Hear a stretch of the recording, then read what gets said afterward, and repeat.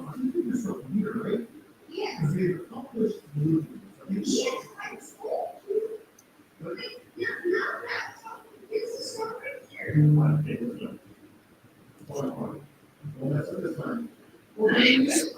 don't even know if they're still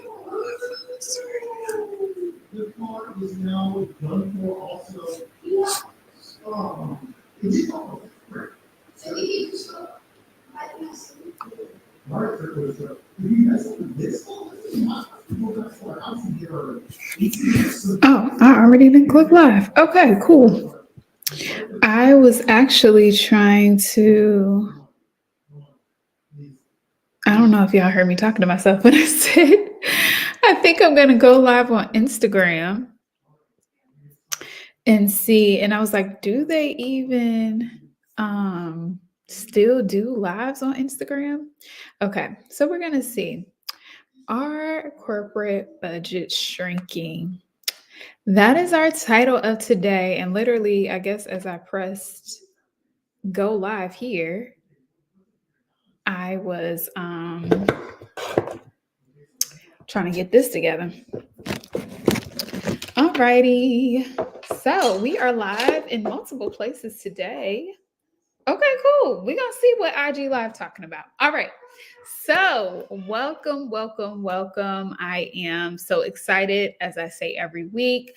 If you are new over here on Instagram, we do these weekly live series on Facebook and YouTube every week. We've been doing them all year. So you might need to go back and catch up to these amazing topics that we have been talking about around corporate contracts and not just corporations. I want to make sure I let you guys know that it's not just that. I have a client that literally just closed an opportunity in 2 weeks to work with a university. I have clients who work with nonprofits.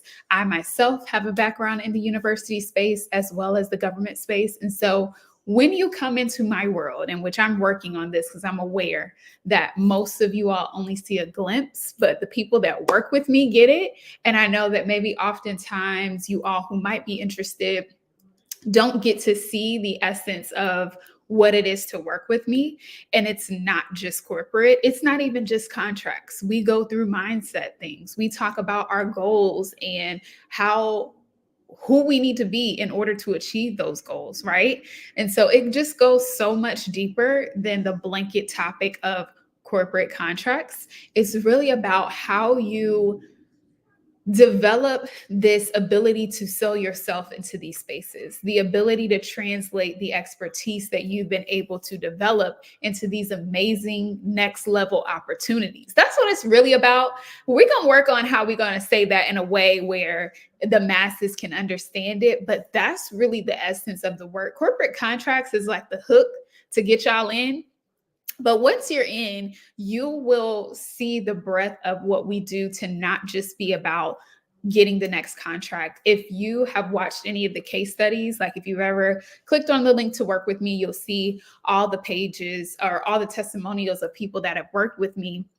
And one of my clients in particular, and we're going to get into the topic, don't worry, but I just like to set the tone. One of my clients in particular said, the confidence increased, not only for her to get the contract, but even as she went and won a $25,000 grant, which I was so excited for her about. She cited herself that the work that we did even helped her prepare for those opportunities. And so that's what I mean when it goes deeper than just, hey, I got a contract with an organization, but who are you now as a representative of your business doing negotiations with these large companies and going in asking for 5-figure, 6-figure, or even $1 million deals? Like that's a whole nother level. And that's what we do in the work that I get to do with clients who decide to come in closer. And so this topic in particular, first of all, if this is your first time here, my name is Kirsten Allen. You will hear my son in the background doing all his things. And essentially, that's the work that I get to do with people, helping them get more corporate contracts in their business, but helping them to grow and elevate as a CEO who can start to negotiate and hold their own with decision makers at that level. And I do that using a simplified process, taking my experience in this space of doing contracts for just under a decade and turn that into how do I help entrepreneurs do the same thing that these large companies are doing and teaching me to do in order to win them contracts? How can I teach that to entrepreneurs and help them advance their business, which is truly my passion? So that's who I am, what I do in the world. And this topic came up in particular because I did an audit today with an amazing female business owner. She's doing some great things in the world around strengthening talent in organizations. So think leadership development, having better conversations on how we can work together and be more productive, all the things, right? Great work. And as I was talking to her and through the audit process, if you've ever done one with me, I ask you all these questions and really help you to understand what roadblocks or gaps that you may have. And she said, for me, she's done a lot of contracts. She's had a lot of opportunities. She's leveraged LinkedIn. She's done a lot of word of mouth things. She has her own corporate background as well. And so she's been able to navigate in this space quite easily. But what she asked me, or the point that she raised, is now these organizations that she was doing lucrative contracts with, a lot of them are going ghost, saying they don't have any budgets or the budgets are shrinking. And she's trying to figure out, well, how can I still navigate to work with the right organizations? Or really her question was, how can I make them see the value of what I have to offer so that they can prioritize it? And what I posed back to her was, maybe it's not about making them see that. It's about finding the organizations that have the sting enough to know and are already prioritizing and budgeting for these things, no matter what's happening in the economy or in their particular industry. And even to go a bit further, finding those organizations that have that, but also have the funds, because her point of confusion or something that she felt, what came up for her was, well, if they have these problems, are they actually going to have the budget to hire me? And I was able to give her some examples from my real lived experience of working for these organizations, in that companies can have layoffs or seem to have issues in their talent, but still be bringing in enough money to hire vendors to do various things, right? So even though they have the need, we're not working with organizations who are on the brink of closing, right? These are organizations who are solid, who have been through recessions and all these different things, and still have the funds to be able to do the things that they need to do and operate the company, right? And so me and her actually shared a connection with the tech organization or the tech industry, which is where I come from. And I shared with her, like, yeah, there may be ups and downs, but trust me, they're never not spending on investing in their people, because they understand that that's where the bread and butter comes from. And so whether other industries, I know briefly just from working with people and research and things of that nature, other industries may be similar, but I know for a fact that tech is definitely a place where people are prioritized. And so when I was doing her audit, I said, one thing that you want to think about is not just, okay, everybody, let's not put a blanket term over it and think about budget shrinking overall. That's not the case for every organization. And you don't have to shift to make people, you don't need to do anything different. You've already gotten the case studies. You've done the workshop. She has several workshops that she's done. She's a keynote speaker. She does trainer. She does all the things. And so it wasn't so much of what does she need to do, it's who she needs to focus on. Who are the companies that no matter what have their bread and butter in being people-centric and are always investing in their leaders? They're out there. And so we're still seeing, what we're going to do forward to work with her together on that. But even as I started talking to her and thinking about how this could play out, I figured this could be something beneficial to you all as well, because you may be hearing the same things. Oh, well, they're not spending like they used to, which is valid, but somebody still is, because they understand the needs. And so whatever it is that you do, I know we talk a lot about leadership development and training and all of those things, because most people attracted to me are doing that. That is what I do in this space as well. But even when you're thinking about marketing services, or maybe you're in finance, or maybe you're a coach and you're looking to do different coaching services, think about what are their priorities of today, right? So yes, they may not be buying the same that they used to, but they're spending somewhere. So always follow the priorities. That was another thing that she took away. She actually came in from a talk that I did earlier, actually last week. And one of the things that she took away from the talk is always following the priorities. It may not be here, but it's somewhere. So maybe before you could say things like, we just help you have better team management, like create more collaboration as a team and all these kind of soft things. And they were like, yeah, I'm ready to buy that. But now as priorities have shifted to, we need to retain our talent. And, we have a lot of people going out on medical leave. What can we do about that? All you need to do is start to think about what those priorities are now and speak to those. Nothing different, nothing, out of the ordinary, just slight tweaks to speak to those priorities. And as I was talking, I was just thinking about the importance of being a thought partner and positioning yourself as such. One of the things that we used to do in my previous life with our clients that were ongoing, like contracts that we could count on for every year, we would have roadmap conversations with them. And we're not quite at the level to bring that into the clients that I'm working with right now, but ultimately, this is where I want to bring my community to. Again, it's not just one contract, but how can we be that partner? And so in those roadmap conversations, for those of you who already have partnerships that may have lasted, a year or however long you may be in connection with these companies, consider having these types of conversations where you can understand what the future looks like for these companies, what their roadmap, what their plans and priorities are. Every company on an annual basis and on a quarterly basis assesses what the priorities are for the organization. You want to be a part of those conversations as much as possible so that you can understand how you can continue to be a partner. And so here's the thing. As markets, all of those things shift, you will get pushed to the side and they will say budget shrink, we can't do this, because you're only looked at in one particular capability. You're only looked at as someone who can provide a workshop, a service, a coaching package, whatever it may be. If you're only looked at as that one thing, you can easily get axed at any time. We'll be honest.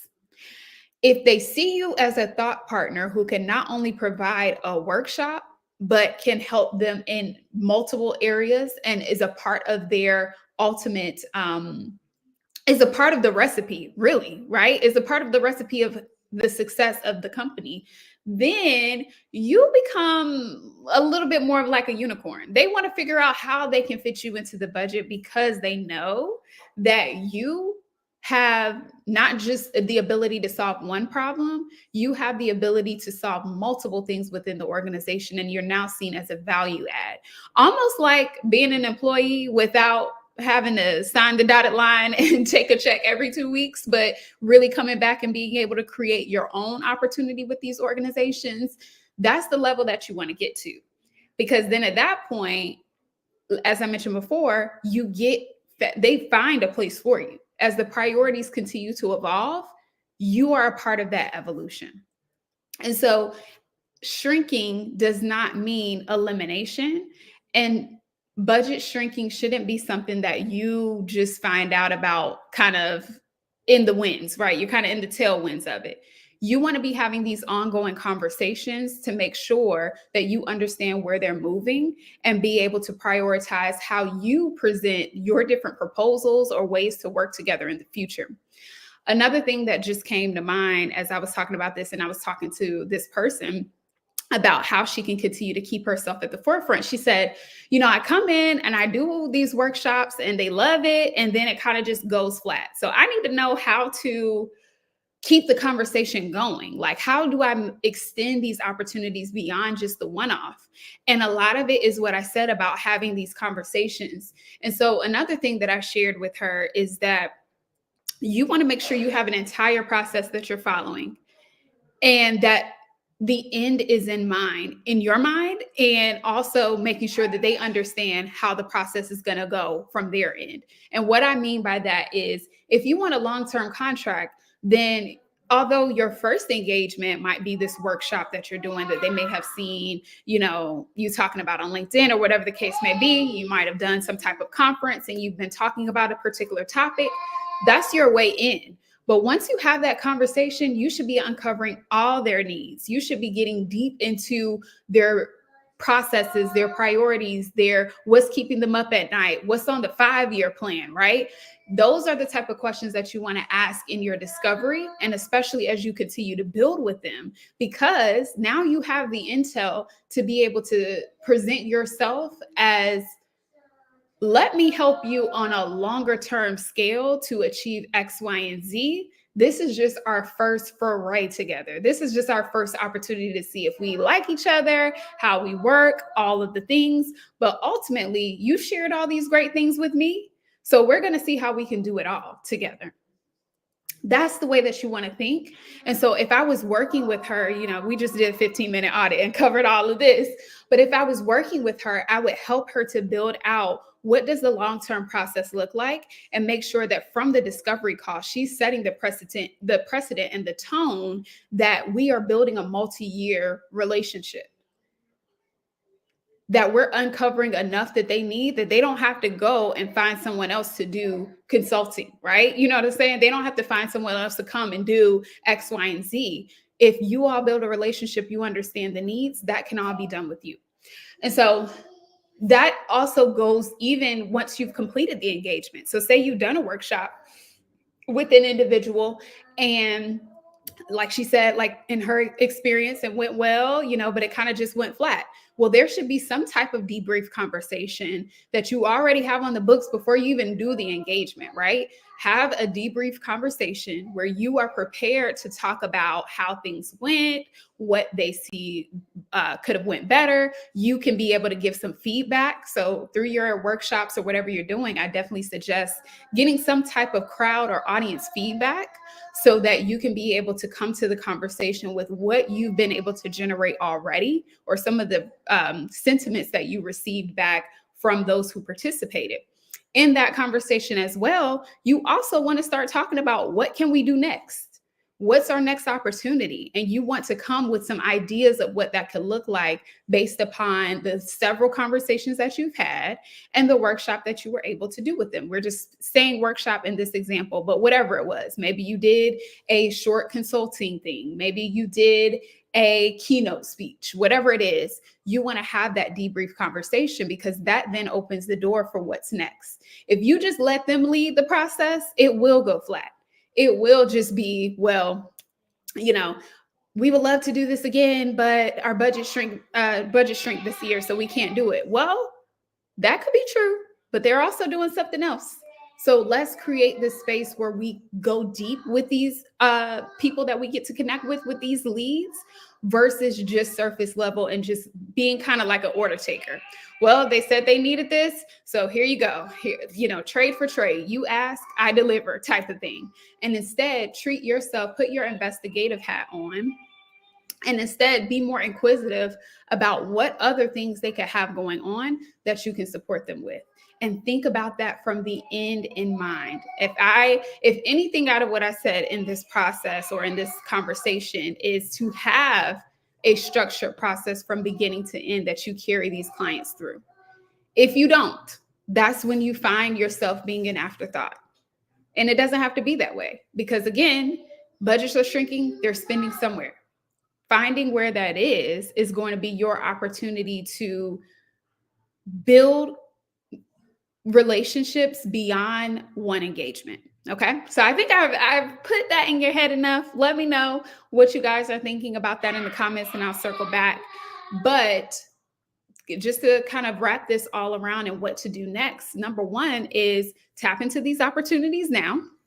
So even though the whole world is talking about budget shrinking just as a whole, that doesn't mean that it's time to close up shop and say that we can't do this. That's not true. Let's not do that.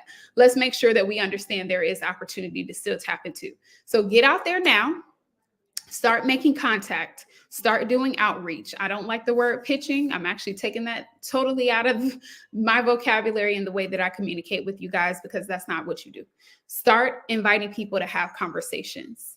Start looking at the well beyond the 1 year plan, the 5 year plan of these organizations. Start looking at what's going on in their industries where you can start to say, okay, I see a lot of people are, dealing with this like right now.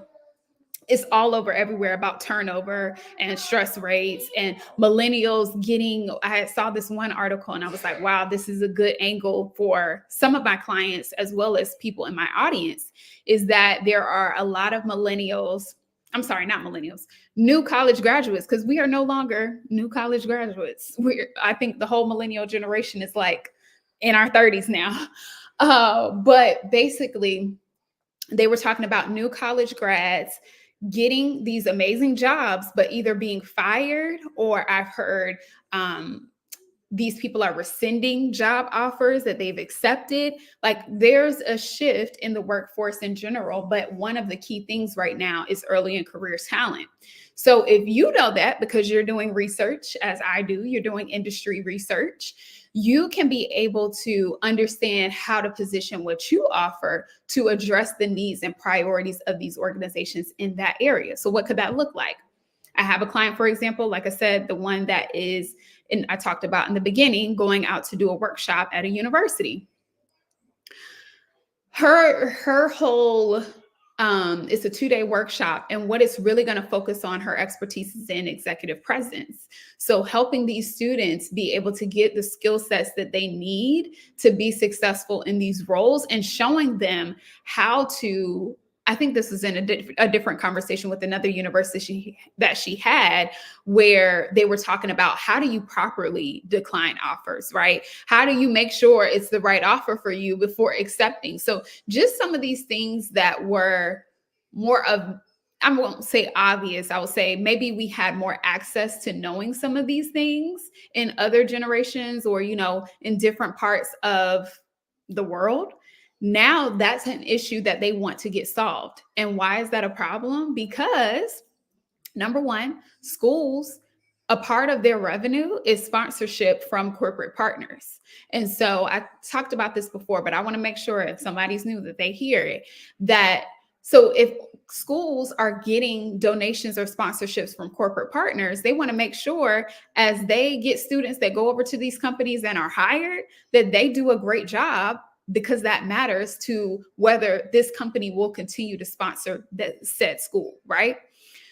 So it's a win-win for all. It's a situation that addresses all points in the game. And when you understand what those issues are and how they affect each person, then you can position yourself as the solution, your company as the solution for those problems. And everything you talk about is going to be surrounded in that. So I noticed this issue. I'm sorry about the screaming. I'm on a call. Sorry about that. So you notice the issue, and now everything you put together is related to that, right? So you see kind of the shift that you want to start making, and making sure that you are abreast of what those current priorities are in these organizations, so that you can continue to be a value added source. All right. So that is the short answer is yes, corporate budgets could be shrinking, but that should not affect you, because no matter where budgets are shrinking, money is being spent in other buckets all day long. And no, you don't need to change anything about what you're doing, or, overhaul, your whole company in order to address those who need it. Your goal is, who are those organizations that have a need for what I do, that are already actively spending in it, that is a priority for them? And how can I get more deeply connected to how they see the problem right now? That's another one that I want to specifically call out. How do they see the problem right now? Not how do we see it? How do they see it? Because the language could be slightly different. And these are all things that I show people how to uncover in the discovery call. What is the language that they're saying? What is the key issues that they have? Because again, if you just stick to the surface level of, okay, we can just do the workshop that you said, you're missing out on so much. You're missing out on who you could really be showing up as when you don't tap into who and how and at what level Can you do this? And how wide can you go with this? Is one department that you might be serving or talking to on this call, but there could be several inside of an organization or a school that can need what you have to offer. So budgets may be shrinking over here in this department, but hey, it could be growing over there. So if you're thinking from that landscape, if you're really having like this bird's eye view of opportunities versus what's right in front of your face, budget shrinking should not be an issue for you. All right. So I hope this was helpful. I literally just walked you through what I did on an audit call today and how I was able to help guide this young lady to continuing the success she already had in her company to now adjusting to what the marketplace is looking like right now, because even through shifts, there's opportunities. And so I hope this was helpful. Leave a comment. Let me know what you all think. I'm going to circle back to you all who have left comments so far. Thanks so much for joining me. And so if you're feeling like, okay, so this is something that's affecting me. Maybe you're like the young lady that I spoke to earlier on, that I talked about doing her audit and everything. Maybe you're experiencing something similar, that you have these contracts, but how can you grow more? You're hearing these different things that are causing you to think the opportunities are drying up. And you want to get some support on figuring out, how do you take what you have and continue to elevate even through these changes? Then I'm your girl. I'm the girl for the job to help you to do that. And so what you can do is, I'll of course come back with the comment because it won't let me post it anywhere. It won't let me post it on Facebook while I'm here with you live, but check out my page to apply to work with me, to allow us to have a conversation more on your goals, your vision, for me to understand what those roadblocks are so that I can help build a strategy that is unique to the expertise that you've developed, and where I know that there's opportunity for you to continue to do greater in the areas that you're serving in. And so if you're interested in that, I will post the link to book that in the comments. Essentially, it's KirstenJAllen.com/WWK. And you will hear the child in the background still. Just ignore that. We vibing. We're here. So you'll go to that site. You'll check that out. You'll be able to apply to work with me. And then we can have a conversation about what the budget shrinking is looking like in your space, and how you can move and navigate and ensure that you have that bird's eye view that I mentioned over all areas of the business, of their priorities. Understand, right? They do sound excited. And understand how to navigate in this space to make sure you're still winning in the corporate contract world. All right. So check me out there, and we will talk soon. We are here every Wednesday, 4 p.m. Eastern. Might have a child every now in the background, and we will talk more about this whole realm. I want to make sure Q4 is a win for all of you. And so especially if you're looking for support, get it. But at the very minimum, make sure that you're tuning into these lives, because I'm going to be sharing with you more timely things that make sense for people who want to go after opportunities right now and capture them. All right. So click that link to apply to work with me if you're interested, and this is your time to get support. Otherwise, I will see y'all next time. Bye.